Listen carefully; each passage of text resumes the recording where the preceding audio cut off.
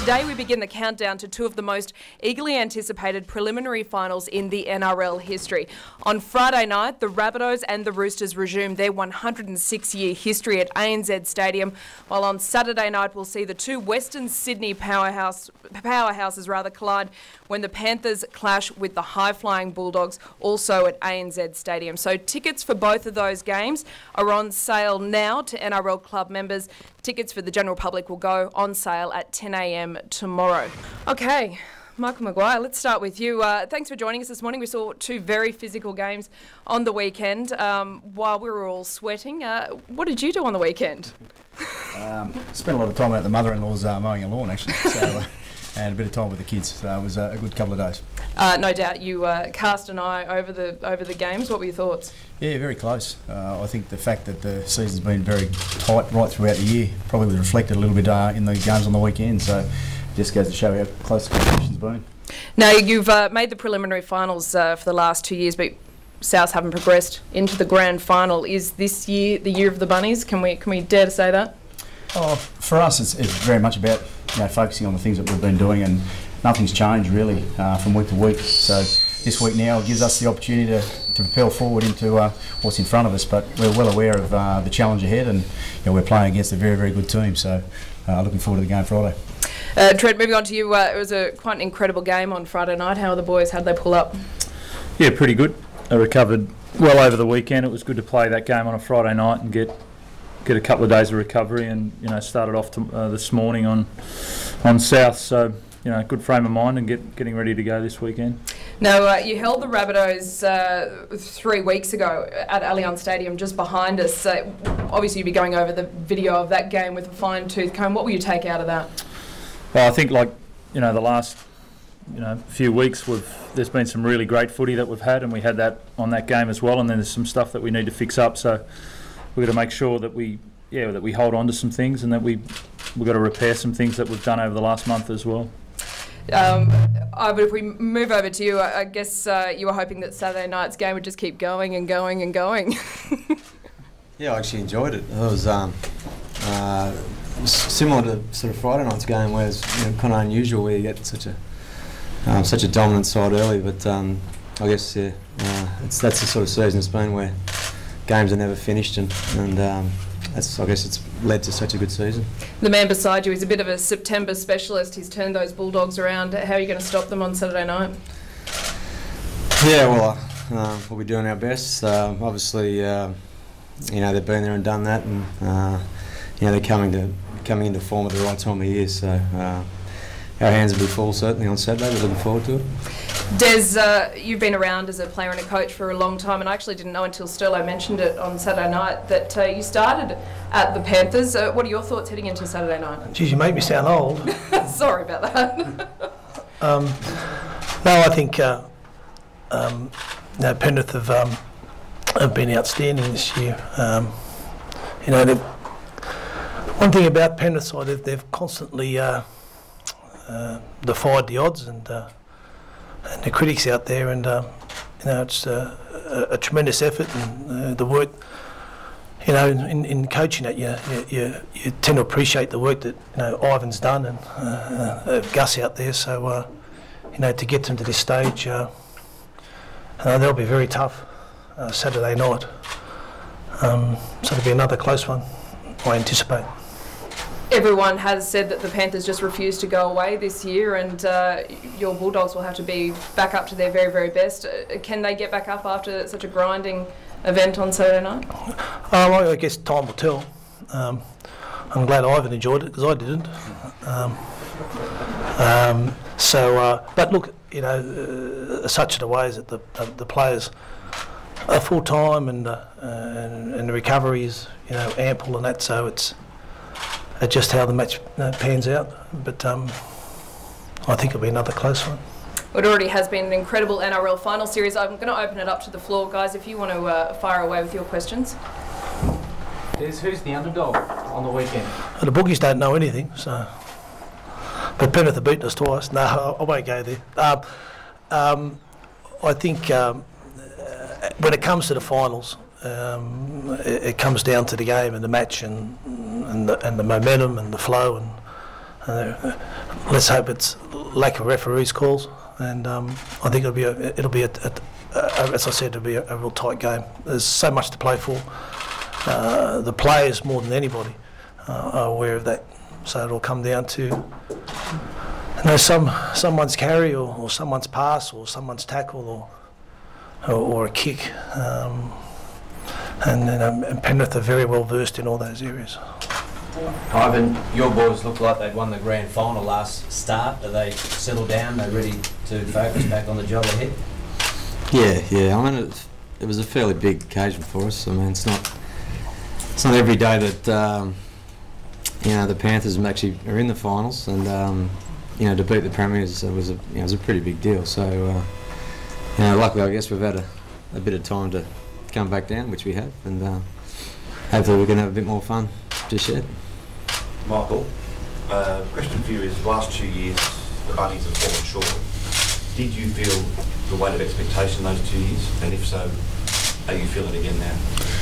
No, I think every team feels expectation when you're playing in this arena. So there's no different to all the four of us here. We've all got the same expectation of going into the game that we've all been working hard for all year. So we're in understanding that we're playing against the team that won the grand final last year and 2 minor premierships, and they've got quality across the park. So for us, our expectation is just going and work really hard for each other and play to the potential that we can.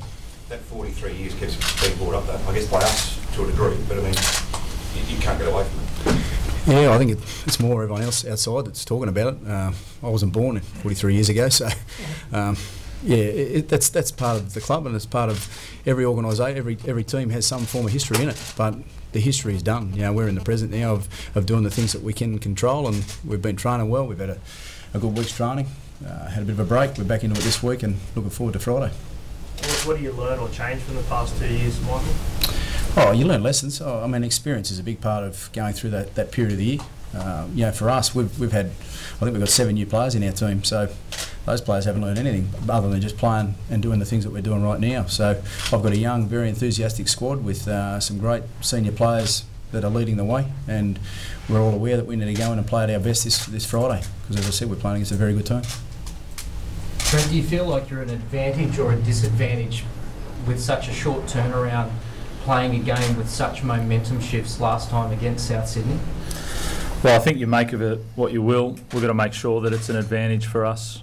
If we don't take the lessons out of the games that we've played, then it won't be. But as long as we, hold on to the stuff that got us into good positions and fix up some stuff that we need to, then it's growth throughout the final series, which we need. And that's what we'll need to do to beat South on Friday night.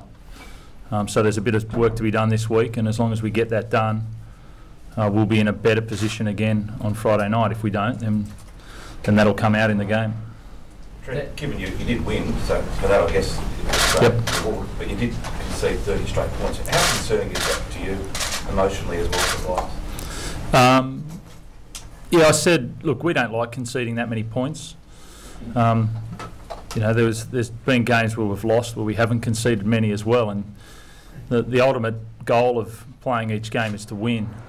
The method that we did it on the weekend pleased me a lot, and then didn't please me at all in periods in that game. So there was really 3 periods in that game, and the first and the last period we'll certainly try and hold on to. That second period of the game where they scored those 30 points, we need to fix some stuff up.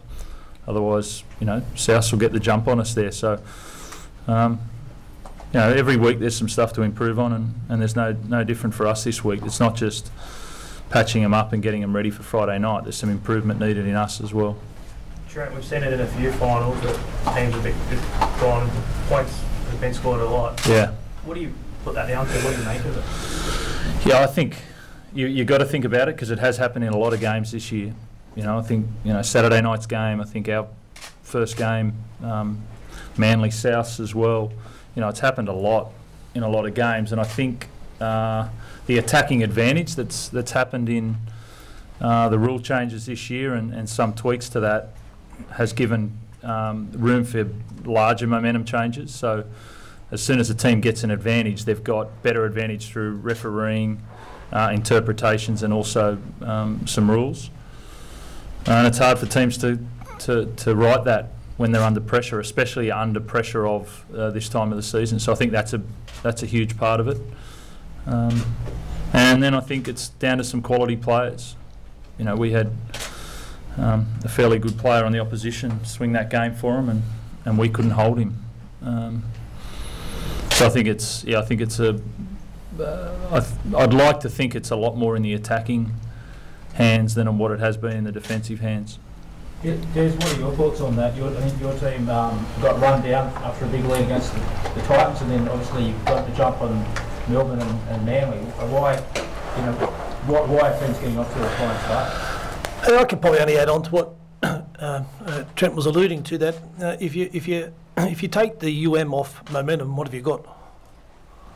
Yeah, so I think that's what you, as a journos, that's what I think you've got to sort of focus on, because there are some very skillful players playing the game. There's some amazing athletes playing the game, and sometimes that you miss a kick, or you miss a particular play, or you miss a particular tackle. So in all those games, particularly the Roosters. Cowboys ones, there's some incredible moments where the players, just seized that time and it turned into points. And you put a number of those moments together, and it turns into a great game of footy. I'm sort of over momentum. Des, you played alongside Ivan at Manly. I did. Are there certain traits you can see in him that are seen in how he's turned the Panthers in the last few years? Ivan was a classy fullback, cool, calm, and he's still got that same temperament now. It's what's needed to play fullback, and he's just continued on, And you've seen that, I guess, in the way he's turned Penrith around in the last couple of years. It's also, these three gentlemen sitting next to me. It's it's about the time and the commitment. Most coaches will tell you. There's a lot, the work ethic, a lot goes on. So, but it's no surprise. Is it an advantage for you, Ivan, that you know how, he plays, so how he coaches as well? Ivan, can you just sit forward for the mic, please, mate? Yeah, that's fine. Not really. No. I remember when when Des was at Manly, Des used to make everyone coffee. So that was my first memory of Des. He's such a nice bloke. So. Did he charge you on? Did he charge you? No. Stand up, Bulldog. Sorry. Have you enjoyed this year? Is that a microphone or a bottle you got in your hand? Sorry. Have you enjoyed this year the fact that you have been written off everywhere you looked up, I guess, and you've just every week sort of defied all those outside influences and just kept winning? Has that been a sort of a personal, sort of satisfying year for you in that regard?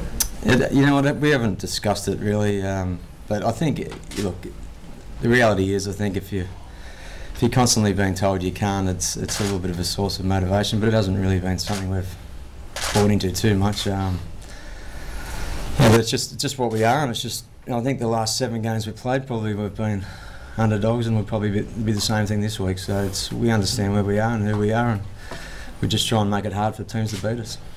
Ivan, you were out here on Saturday night watching the game. What did you think of the Dogs? Yeah, I thought they were really good. They're certainly starting the games, very strongly. They look like they got their mojo back, and it wasn't surprising that Manly came back, because Manly have been doing that for 20 years really. So it was a tough game, and that's what the Bulldogs club has been built on for many years.